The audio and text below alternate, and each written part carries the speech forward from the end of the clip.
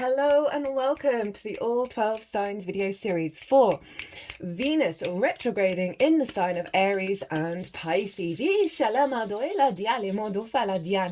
My name's Chloe. I work with card divination, astrology, and I channel multi-dimensional energies through my body, both in the form of physical and vocal light language. All of this will be happening throughout the reading, bringing in healing, attunement, and activation codes.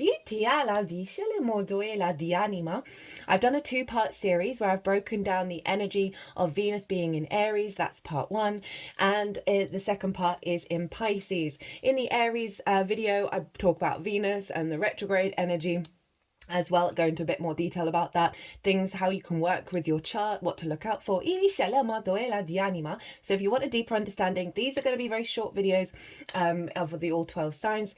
Go check out that two-part series and then come back and watch this one for your rising sign to see how that bigger picture energy is going to relate on a personal level.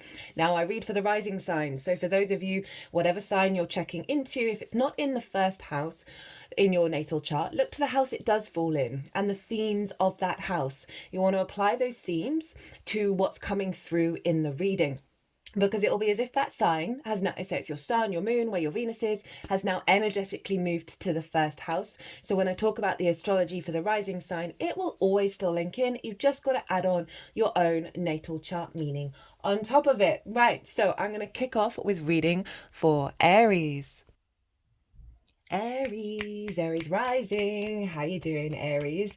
So as I said in the introduction, look to where, if you don't have Aries in the first house, look to the house it does fall in your natal chart and apply the themes of that house to the messages that are going to come through. So Aries, this is going to be a very short little summary. I'm going to be talking about the houses that this Venus retrograde is happening for you in each We're going to get one tarot card for each of the signs, Aries and Pisces.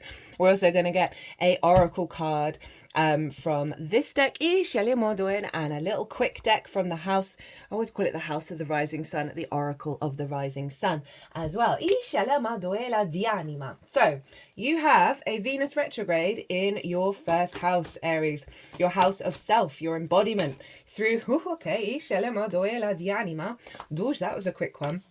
Your embodiment of self, your body, your character, your sense of self, how other people see you. So Venus retrograde in the first is a re-evaluation of what moves you in the world, how you embody love, how you embody connection, your creative energy, and how you put that into your actions and your deeds, right? This can be a real deep re-evaluation of love of self. And so with this retrograde, Venus is going back and forth over the same degrees 3 times. I've put all the dates and all the degrees in the description box, as well as the core astrological energy at the exact moment of the transitions of the retrograde cycle, which influence what's going on. And I break that down all in the collective reading. So I adopted 2 cats in the summer. And the one who I do believe is an Aries rising has just come and sat down. And she did it during the part 1, which was the Aries part of the reading yesterday. So as I said, Venus is really, the Leo energy had it not last summer, but the summer before, of letting go of distorted love languages of how you see yourself and how you embody that. Right? Really working with self-image and finding that love within yourself, finding the true way in which your heart wants to express itself at the highest level. Shedding of the conditioning, both collective, social, and individual, to get you back into a basically unconditional love of self. But Venus is going back and forth, and so this can see difficulties, sort of not feeling it in the way that you may have been. Hi Aries, I just had to pause for a second and had paused it at 4 minutes and 44 seconds. There was a delivery that just came in. I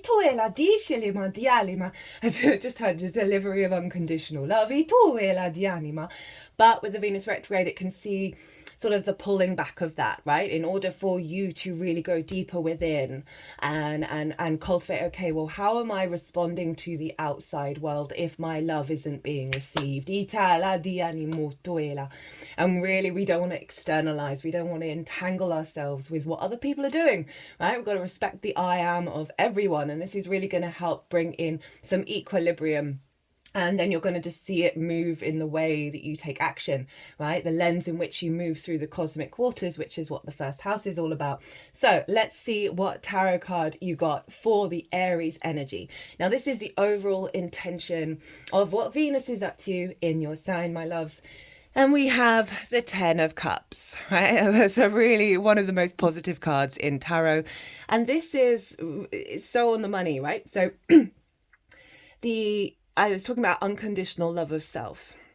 And that doesn't mean not being real with yourself, right? But it means being in balance with who you are and the alignment of your energetic field, your chakra body, right? And really fully embracing your spark of spirit at its truest form. And when we do that, when we do the inner work of self, we then start seeing the results of that manifest in the outside world. And that's what the 10 of Cups is all about, is the intention of Venus is for you to see the love out in the outside world, things going well, right? Things unfolding in a way that are external to you because you've been doing the inner work. And that's what Venus wants you to do, is really recalibrate. And I like how there's a sense of union on this card. We've got 2 adults and 2 children, of coming into an alignment with your masculine and feminine, coming into an alignment and acceptance and union of all the different parts of who you are. That then means you're no longer in conflict, which then is Source is able to co-create with you, and you see that show up in the outside world. So that is really lovely, a lovely energy for you, Aries. It's not the retrogrades don't have their own struggles and trials and tribulations, but think of the core energy, right, that they're wanting you to get to, is seeing the outside world as a place of alignment, seeing your inner world reflected outwardly. Right, Pisces. So it's going to retrograde into the sign of Pisces. That's going to happen on the 27th of March.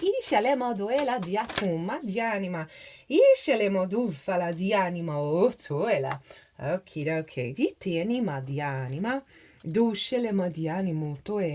So Pisces for you is in your 12th house, your hidden house, your house of mysteries. It's a very powerful house, but it does have its challenges. It's the unconscious spaces. It's things going on behind the scenes. It's linked into the unseen realms, the magic of it all. But it's also a part of you that feels very personal, but not necessarily integrated with the rest of your chart.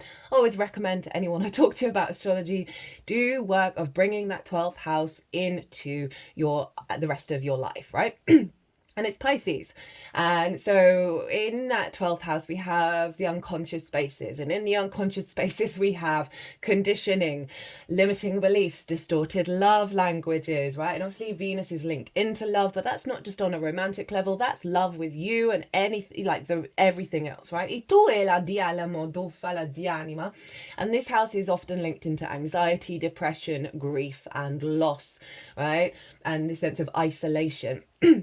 Now, underneath that good stuff is, in fact, the magic of your soul, which is Pisces. And it's the cosmic joke from the cosmic troll that is the cosmic universe that puts the magic of our soul underneath all of the conditioning, both collective, social, individual, past life energy, ancestral stuff, all embedded in the unconscious spaces. Now, you've got a pile up going on in Pisces. You've got the sun there, which is great because it's shining a light on those things, right? And so this is Venus in the 12th, I love it. She tidies up, right? She likes things to connect and be harmonized. And so she's really good at bringing that love back into the 12th. So of also revealing unconscious responses around love or the lack thereof, lack of creativity, lack of connection, lack of harmony.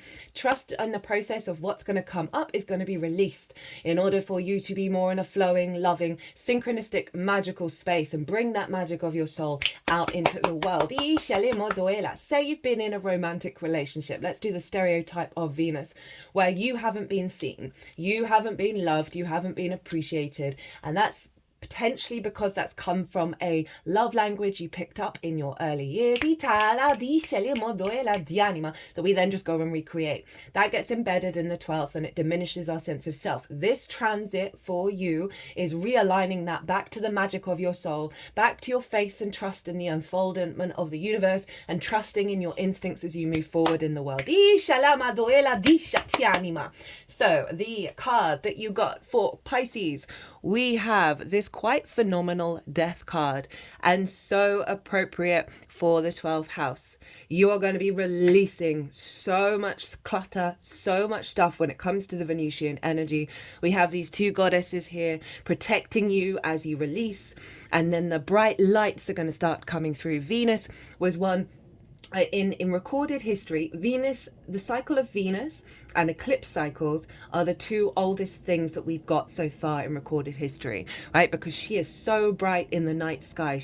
Her synodic cycle is really repetitive, it's really consistent, so we're able to track time. But that luminescence, Lucifer, the light bringer, that energy of the light is coming through the darkness, right? And there's a sense of union here again, of coming into union in the 3D with your magical energy of Pisces.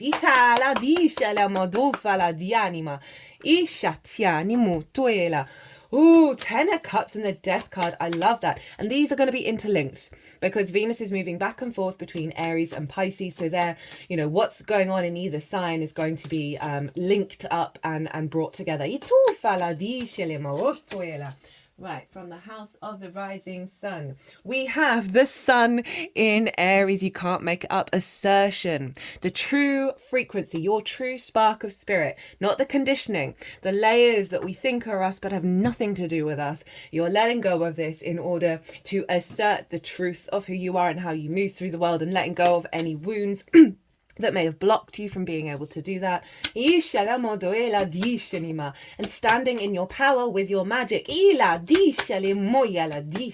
Right, let's get one last oracle card. And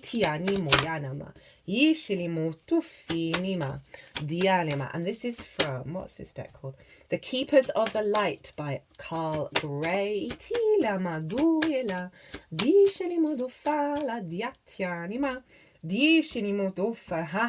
You got Bridget, inner strength. Ooh, very fiery energy here. And Bridget's linked into the springtime. She's linked into fire. Inner strength. Move back to wholeness. Recognize that you have the power. Bridget is a Celtic goddess of Ireland who is closely associated with the fire and the time of spring. She is a twin flame of Ceranos. Ceranuros? Oh no, forgive me. She was so well loved by the Celtic people that when Christianity came to Ireland, she was adopted as a saint of holy wells and other holy places. She's a powerful figure who can help us channel our energy into something that is important for our growth. And as she herself has lasted through the ages, she adds longevity to our journey so that we can reach a deep state of wholeness. You can call on her to bring her sacred flames to burn away anything that is not serving you, to bless any new project you have in mind, and for support with fertility. Your spiritual fire is growing within. Recognize that the power of your soul is greater than you think. So that's bringing the magic of your soul into your embodiment of self. Here for it. You have come a long way since you began this journey. There is a powerful force within you, and you have the ability to create wonderful changes in your own life and be inspired by those around you to do the same.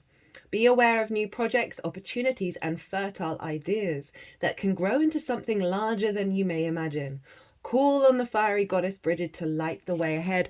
And I love the light coming in terms of that 12th house. Right, you know, I talked about the sun being there.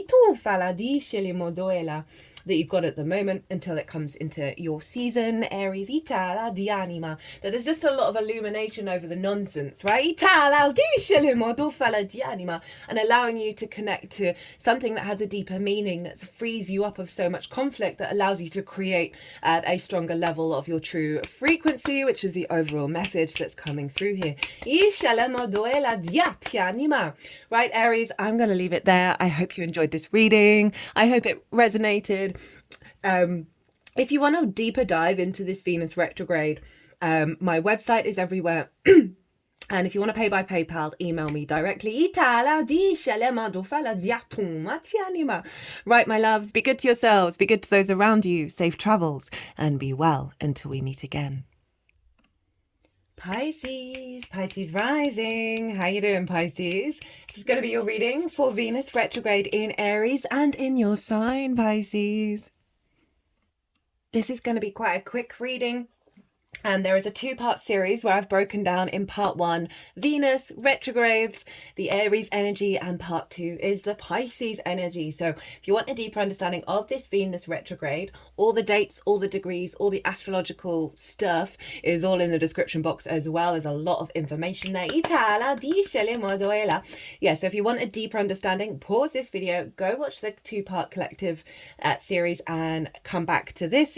I'm going to be talking about the houses that this is showing up for you. I read for the rising signs, as I said in the introduction. So for those of you who do not have Pisces in the first house, look to the house it does fall in your natal chart. Look to the themes of that house, and you want to apply those themes along with all the meaning you've got going on in Pisces to the messages that come through. Right, first off, we're going to start off with Aries. We're going to get one card of the overall intention of what Venus is up to for you. So that way you can apply it to the good, the bad, the beautiful, and the ugly that's going on, and give you a bit of perspective of what the vibe is. So Aries is in your second house. This is your house of your resources, your skills and your tools. Of how you make a regular income, how you manifest in the world. It's about the things that you value, and most importantly, how you value yourself. If you do not value yourself truly, madly, deeply, then we can prioritize things and put value in things that just distort that sense of lack of value. We can struggle to, think we truly value a higher income, a higher regular wage, as well as being able to access the higher echelons of our skills and tools. So Venus is revamping your sense of love, of what you value, right? She's going to bring you lots of creative ideas during this retrograde around your skills and your tools and how you manifest. But bear in mind, retrogrades, they take their time. Be in observer mode, play around, don't have expectations, see what unfolds. So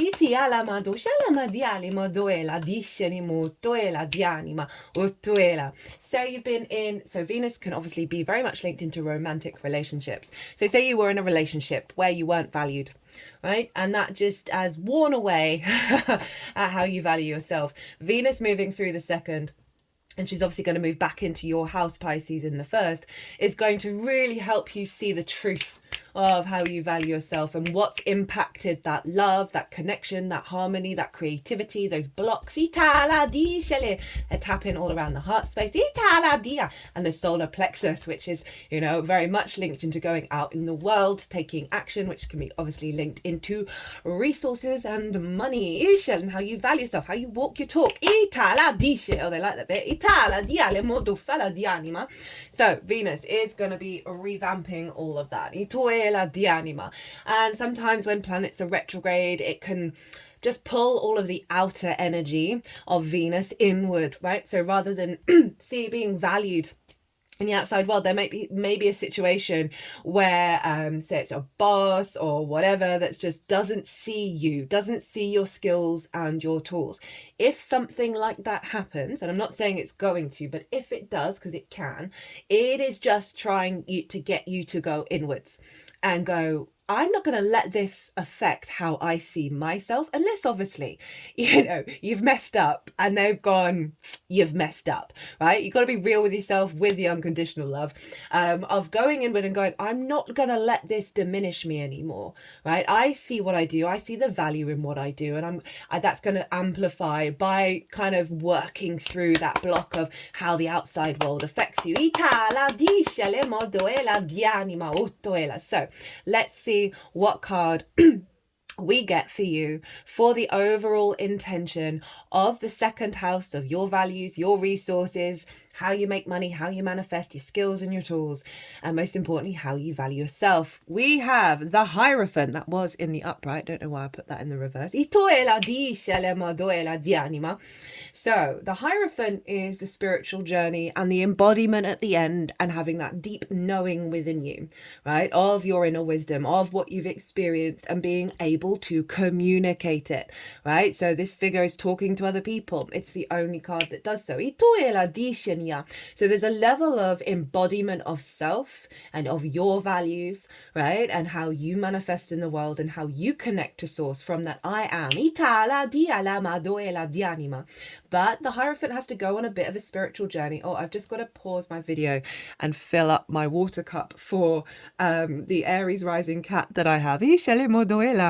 Sorry about that, Pisces. She was the one that disappeared for 5 weeks, 3 days after we'd adopted her. And so the main fear I had during that process that she wasn't going to get enough water. So anytime she comes near any of my pint glass of water and it's not full, I've got an impulse to go and top it up. So what just came through is that, and this links into the Pisces side of it, is your cup is going to get filled. And so there's this sense of embodiment, this sense of confidence in your embodiment of self through your values, right? And this is a very sort of, there's a level of authority with the Hierophant. There's a level of commitment with the Hierophant. But it does, it is about going through certain situations where you find deeper wisdom in order to be in your power.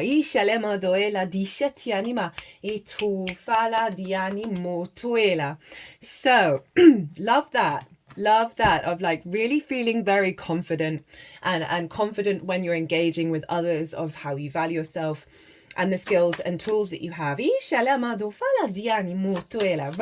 then she's going to move into Pisces on the 27th of March. And this is your first house, your embodiment of self through your actions and your deeds, right? This is your sense of self, your character, your body. It's often how other people see you, because your ascendant is there, and your ascendant is the navigator through the cosmic waters. Whether it's your sun or your moon providing wisdom of where you're headed, that ascendant has its own way of getting there, and that is your Piscean energy. So while Venus is reconfiguring and getting you back to the truth of your own value, she's then going to move into your first house, the embodiment of self, right? How you take action, how you walk your talk. And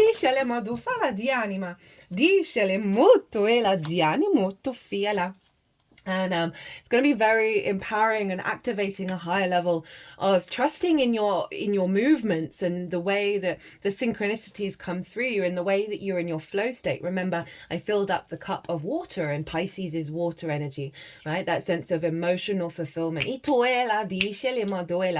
Venus in the first, when she's retrograde, can help you work through image energy, right? Whether you don't see yourself properly, worries over your embodiment, how you're perceived seen, whether you're loved, whether your love is being received, right? And as again, not about the entanglement with the outside world, it's how you operate from your place of love that's in line with your true frequency.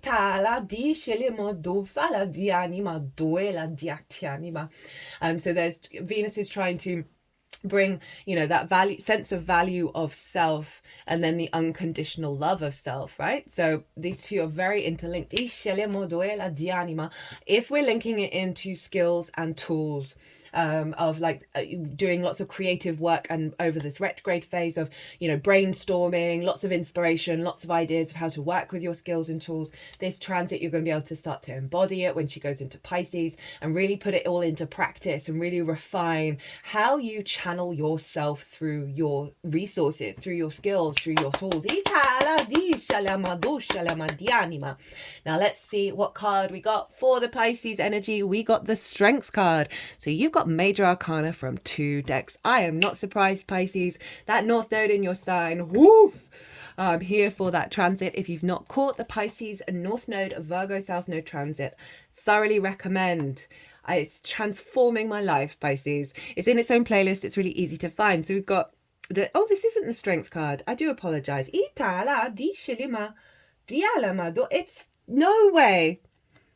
Can you see? 5 and 5. It's very similar in the image, and I didn't quite look at it fully.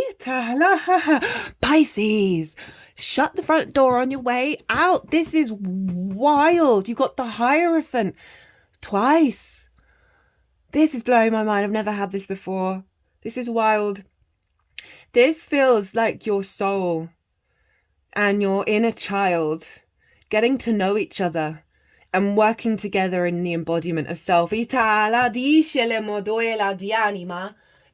so many of our wounds around value can come from our early years. But also in terms of the playfulness and the creativity and the curiosity, right? We can get quite stagnant in the way that we, in our skills and tools. And this feels like a great deal of wisdom and play at the same time. Oh, Pisces. Oh my God, I've lost all sense of disce moduela di anima, disce tu mia di animo tuela, disce tieni o tu fella di anima. Speaking of rigid and stubborn, right? These are the Hierophant is Taurus. We've got Mercury and Taurus in reverse, resistance, right? So you're breaking down sort of stubborn, rigid, resisting energy that it's allowing more of this play and this dreamlike state to come through. Itala, dishala madufala diani moyela, itani maotuela. So that can be clearing resistance around self-love talk, of the resistance around communicating your strength, your sovereignty, your command in what it is that you do in your skills and your tools, the block around that.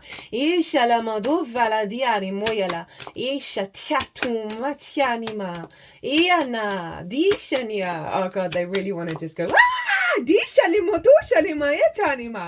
oof. Right, we're going to get one more oracle card.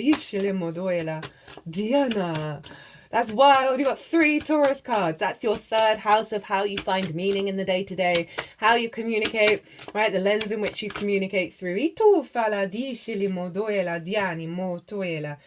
Okay, Dina, that's too many. That's 3. If we were going to do one more, we'd do 2, but that was 3 cards, just the one. I think the 3rd house is the gateway to happiness and joy and enlightenment. The more that we find joy in the little things, right, in the small moments, the more it affects the bigger picture. But this block around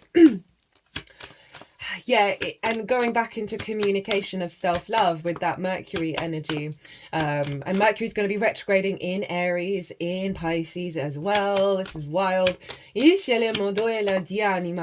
feels like there's a certain block. Oh, she's come back and drank from the water. Good. That there's a certain block that's getting cleared out by making peace with the difficult times and not letting them govern you in terms of you are expecting them to repeat, because so much wisdom is coming through with this double Hierophant.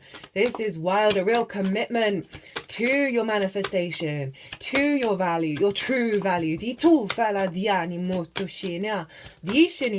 we go.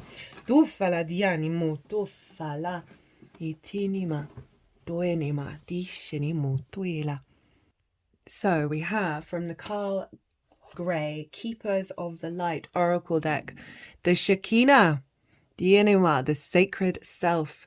Unleash your spirit, express your gifts, dance to the sacred rhythm of life. I mean, that really does sum up that combination of the first house with the second house, of the embodiment of your gifts, your skills, your tools. And the Shekinah is the twin flame of the Holy Spirit. It is the female aspect of the God particle or creation energy. She is more of an essence than a being, but has the ability to show herself in ways that we will understand. She is acknowledged in the sacred teachings of Judaism and also called the Sophia of Christ in the Gnostic Gospels. She is a powerful female voice of spirit who is here to bring about equality and to help the world move on from the male-only image of God. She reminds us that God is all-loving and all-accepting. Whenever she appears in a reading, she points out the change makers, the love creators, and the gift sharers of the world, who are here to unite all hearts around the world. And you could apply that to absolutely any skill, any tool that you have of how you create resources in your life. When it comes from the heart, right, the abundance is just so magnified. But we've got so many resistance around truly operating from our heart space for all different sorts of reasons. And the astrology at the moment is really trying to lean us into this. Don't feel the need to hold back or dampen your spirit. This is a time to celebrate. There is a feeling of dance and joy around you at this time as you fully recognize your splendor. You are a sacred being who defies gravity every day just by being alive and brings a sense of balance and equality to the world.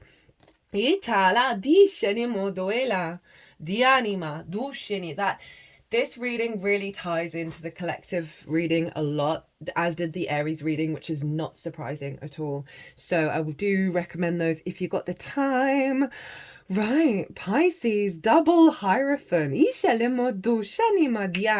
obviously Taurus is ruled by Venus. So whatever Venus is doing, she's always influencing Taurus and Libra, and we got balance coming. I talk more about that in part 1 of stuff to look out for in your chart. In regards to the more detailed understanding of the Venus retrograde. Right, I'm going to leave it here. If you want to go further into this Venus retrograde, my loves, my website is everywhere. If you want to book by pay by PayPal, email me directly. But Pisces, be good to yourselves, be good to those around you, safe travels, and be well until we meet again.